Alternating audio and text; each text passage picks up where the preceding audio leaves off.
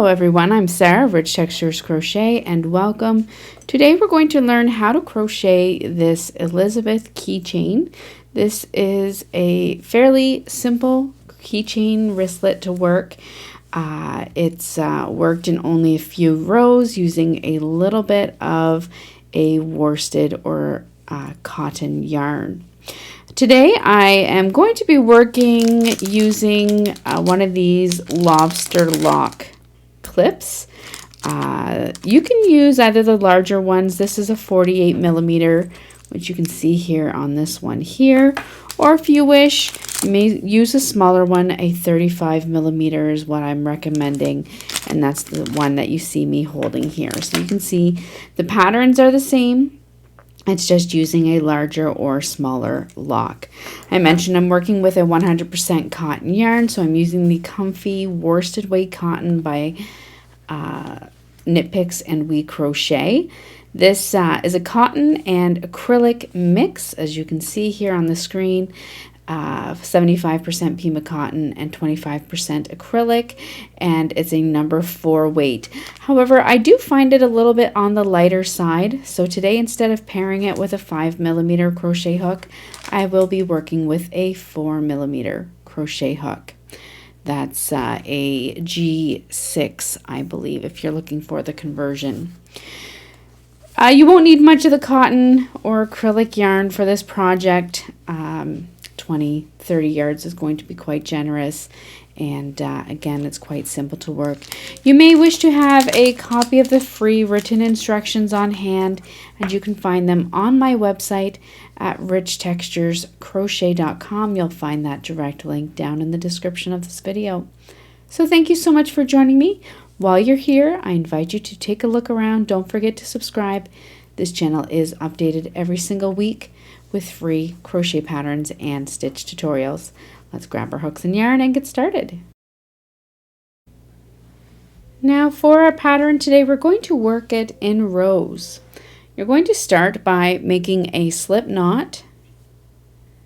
You're then going to work a foundation chain, and our foundation chain today is going to be 37 chains. If you wish to change the length of your keychain, you're going to need an odd number of stitches for this foundation chain. Today I'm going to chain 37.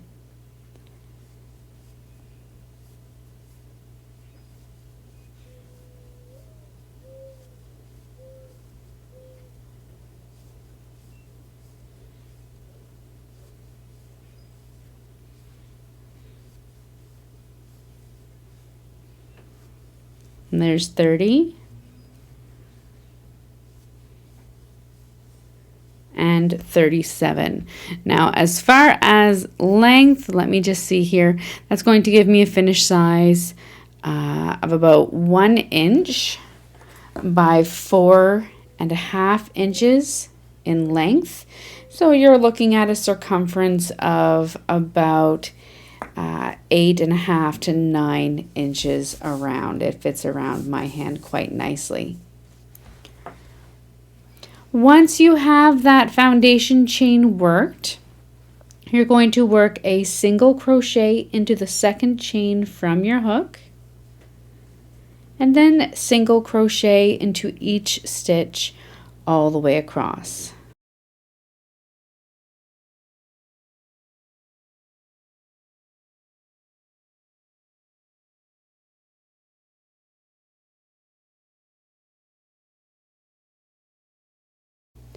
At the end of row 1, you're going to have a total of 36 stitches. You're going to chain 2 and turn your work. Now for row 2, we're going to skip this first stitch that is at the base of our turning chain. You're then going to work a bean stitch into the next stitch, and this is a mini bean. So what we're going to do is we're going to insert our hook into the next stitch, yarn over, draw up a loop, yarn over, insert your hook into the same stitch, yarn over, and draw up a loop. You'll then have 4 loops on your hook, yarn over, and pull through all 4 loops. You're then going to chain 1, skip the next stitch, and work a bean stitch into your next stitch. Insert your hook, yarn over, draw up a loop. Yarn over, insert your hook into the same stitch, yarn over, draw up a loop, yarn over, and pull through all 4 loops on your hook. Chain 1, skip 1, mini bean stitch into the next. You're going to repeat this all the way across to the end of the row, where you're going to finish off the row with 1 more bean stitch into that final stitch.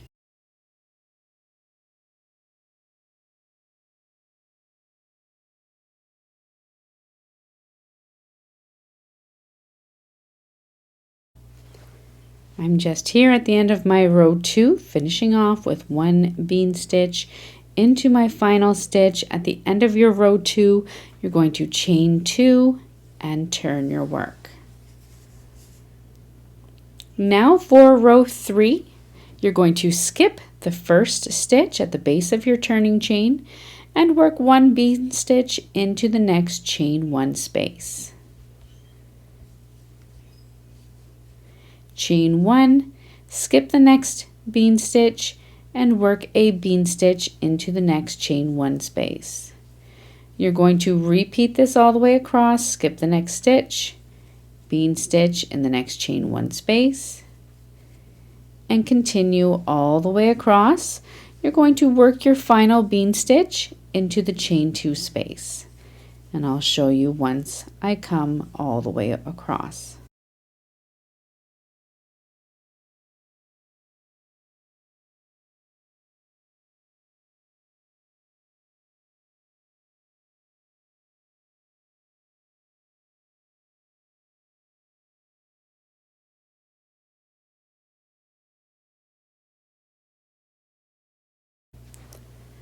At the end of your row 3, you're working your final bean stitch, skipping and then into that final chain 1 space. You're then going to chain 1 and turn your work. Now for row 4, we're going to work a single crochet into the top of that first bean stitch and then single crochet into the next chain 1 space. Single crochet into the next stitch, and then single crochet into the next chain 1 space, and you're going to repeat this all the way across till you come to that chain 2. You'll want to work a single crochet into the chain 2 space, and that would bring you to the end of your row 4.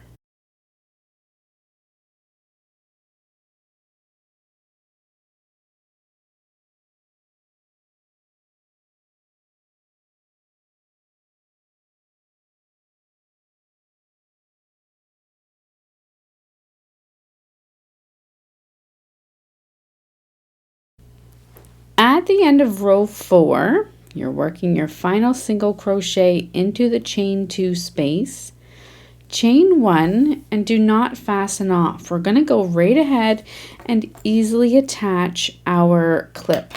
So to attach my clip, what I did was I took my 2 shorter ends and I folded them across so that they met. I then took my clip into the ring here on the end, and I just placed it kind of beside it at the right up to the edge of my 2 shorter ends. Then all you're going to do is work a row of single crochet stitches all the way across. I think I'm going to work about 6 of them. It doesn't matter too much how many you go across. You're just going to want to make sure that they're evenly spread across and that you're also working through this ring. So I'm going to insert my hook through the corner of the first piece and then across through to the second side. Make sure you're picking up some, and then right into my ring. Okay, you're then going to grab your yarn, pull it through, and complete the single crochet stitch. You're going to then just move across a little bit, repeat the same process. Insert your hook through one side, 2 sides, through your ring, grab your yarn, pull it through, and complete the single crochet. You're going to want to do several stitches across. You want to make sure that the ring is securely attached. Might not get 6 here, I might only work 5. If you have to angle your hook back a little bit to make sure that you're inserting through that ring, go right ahead. Actually, I will work 6. Perfect. Right across. And then one more into my corner, just like so.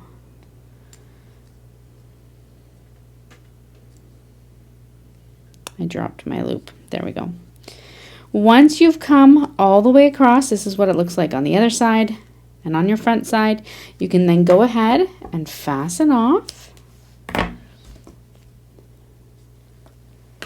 You're then going to go and weave in your ends.